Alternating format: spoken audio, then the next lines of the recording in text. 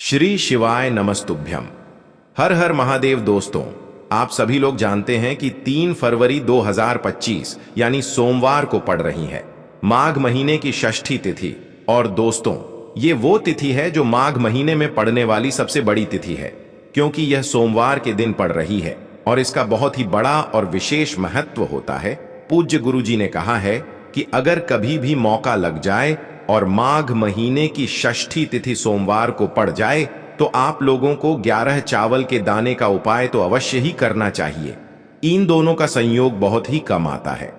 इसी के साथ में गुरुजी ने अपनी शिव पुराण कथा में बताया है कि इस दिन आपको 11 चावल दाने का उपाय तो आपको अवश्य ही करना चाहिए, क्योंकि ऐसा दिन पूरे साल में सिर्फ एक ही बार आता है। और दोस्तों, आप सभी लोग जानते हो कि सोमवार का अगर सबसे बड़ा कोई उपाय है तो वो 11 चावल के दाने वाला उपाय है। तो दोस्तों, इस सोमवार के दिन आप लोगों को इस 11 चावल दाने वाले उपाय को जरूर करना है। बहुत सारे लोग होंगे जिन लोगों ने इस उपाय को ना किया हो, मतलब पूरा साल निकल गया, उन्होंने किसी भी दिन इस 11 चावल के दाने वाले उपाय को ना किया हो।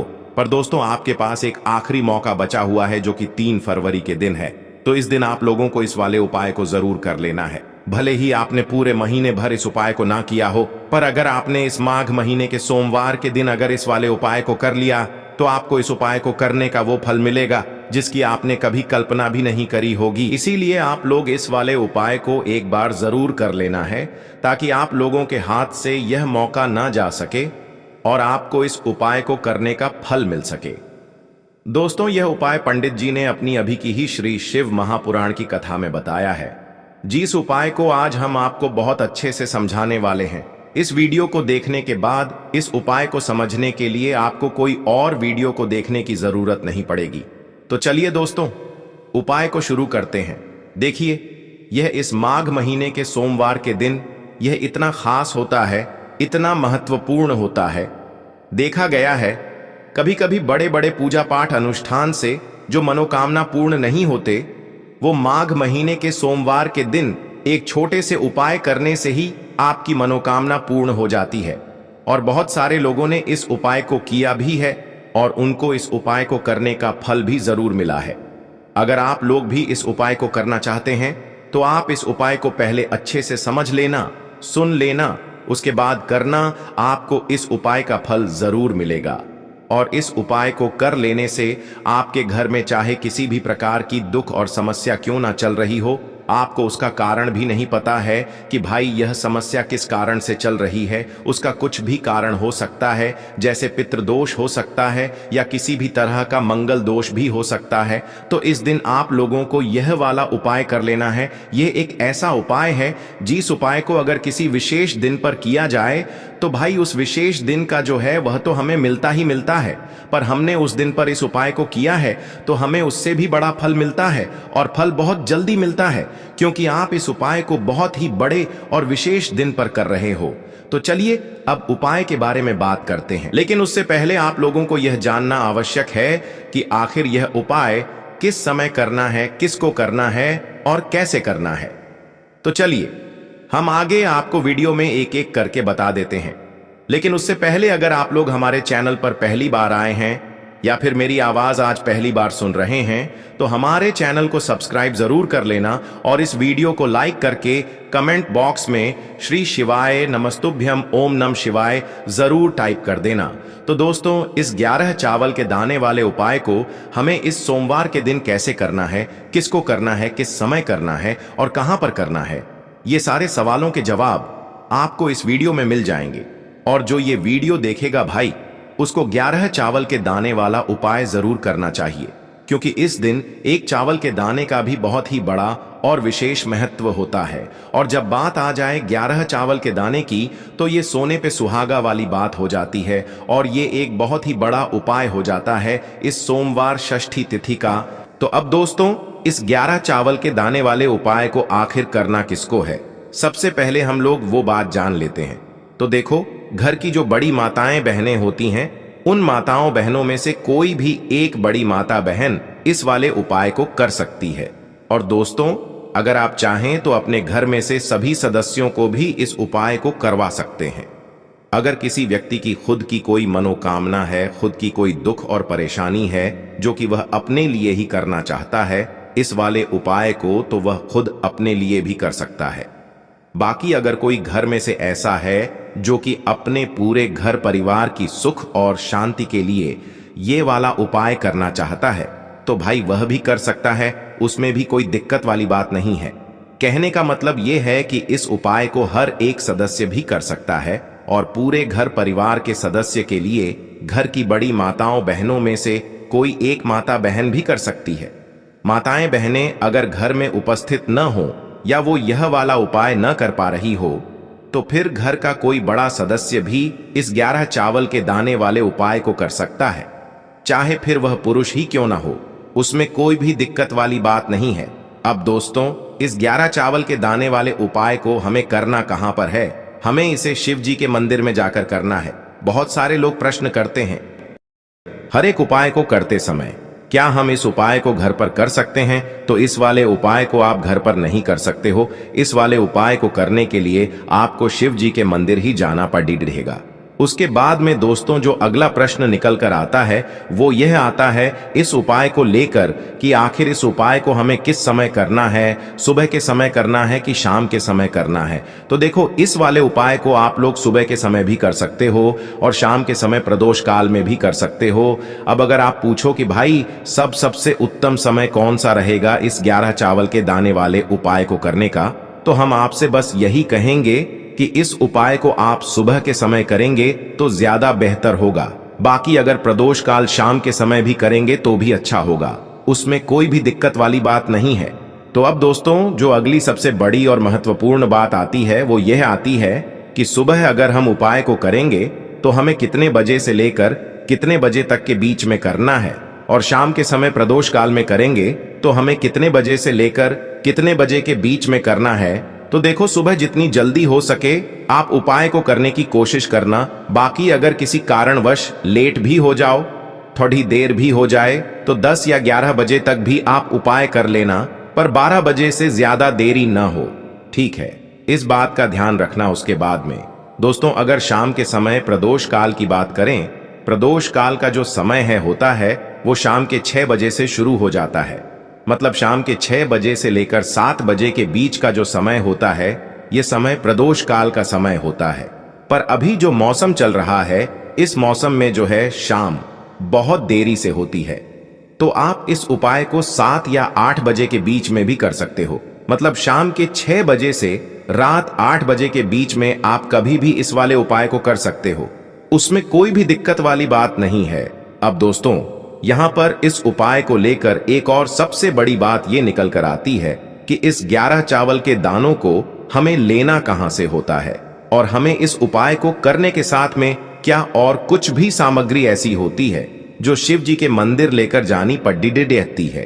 तो देखो यहां पर हम आपको बता दें, सबसे पहले आप लोग ये जान लो कि यह जो 11 चावल के दाने वाला उपाय है, सिर्फ और सिर्फ आप उपाय की सामग्री लेकर कभी भी शिव जी के मंदिर मत जाना, क्योंकि हमें भगवान के सामने यह नहीं दर्शाना है कि अगर हम भगवान शिव जी के मंदिर आए हैं तो अपने फायदे के लिए आए हैं। तो इसलिए जो भी पूजन सामग्री है उपाय सामग्री है, 11 चावल के दाने, इसके साथ में आपको पूजन सामग्री भी जरूर लेकर जाना है। देखो अगर सुबह के समय उपाय कर रहे हो तो सीधी सी बात है, 1 लोटा जल तो आप लेकर जाओगे ही जाओगे। वही 1 लोटा जल अगर मिट्टी का जल हो तो बहुत अच्छा रहेगा। मिट्टी का जल कैसे बनाया जाता है इसके लिए हमने पहले से बहुत सारी वीडियोस बना दी है। आपके पास इस दिन एक आखिरी मौका रहेगा मिट्टी का जल शिव जी पर चढ़ाने का और उपाय को करने का। बहुत बड़ा आपको इस दिन फल मिलेगा। तो इसलिए इस दिन हो सके तो भाई मिट्टी का जल चढ़ाना, तो अपने साथ में कम से कम 1 लोटा जल तो आपको लेकर जाना ही जाना है। अगर मिट्टी का जल नहीं है तो घर का जल भी आप इस्तेमाल कर सकते हो। इसके अलावा जो भी पूजन सामग्री है, देखो 11 चावल के दाने ये अलग आपके रहेंगे और जो आपकी पूजन सामग्री रहेगी वो अलग रहेगी। पूजन सामग्री में आप जो भी चीज लेकर जाना चाहे वो लेकर जा सकते हैं, उसमें कोई भी दिक्कत वाली बात नहीं है। वहीं अगर हम बात करें शाम के समय की, तो शाम के समय शिव जी पर जल नहीं चढ़ता है, इसीलिए शाम के समय आप लोग एक दीपक तैयार कर लें। जो कि गोलबत्ती का आटे का शुद्ध देसी गाय का घी का होगा, है ना? इस बात का आप लोगों को ध्यान रखना है और इस दीपक को आपको घर से जलाकर नहीं लेकर जाना है, भगवान शिव जी के मंदिर में जाकर ही जलाना है। इस बात का भी आप लोगों को ध्यान रखना है। अब दोस्तों, यहां पर हमें इस बात को समझना है कि यह 11 चावल के दाने हमें लेना कहां से है। क्या हमें दुकान से लेकर आना है, या हमें अपने घर से लेना है, या कहां से लेकर आना है, और कौन से चावल लेना है, क्योंकि चावल भी बहुत प्रकार के होते हैं। तो देखो, इन सभी सवालों के जवाब आप लोग एक बात में सुन लो कि भाई ये जो उपाय है, इस उपाय में आपको ये नहीं देखना है कि भाई कौन से चावल है, कौन से चावल नहीं है। बस जो भी चावल ले रहे हो वो चावल का दाना सबूत होना चाहिए, मतलब साबुत होना चाहिए, टूटा हुआ नहीं होना चाहिए, कटा पिटा नहीं होना चाहिए। ये बात आपको ध्यान रखना है। बाकी आपका चावल बासमती हो या सादा चावल हो या कोई सा भी चावल हो, उसमें कोई भी दिक्कत वाली बात नहीं है।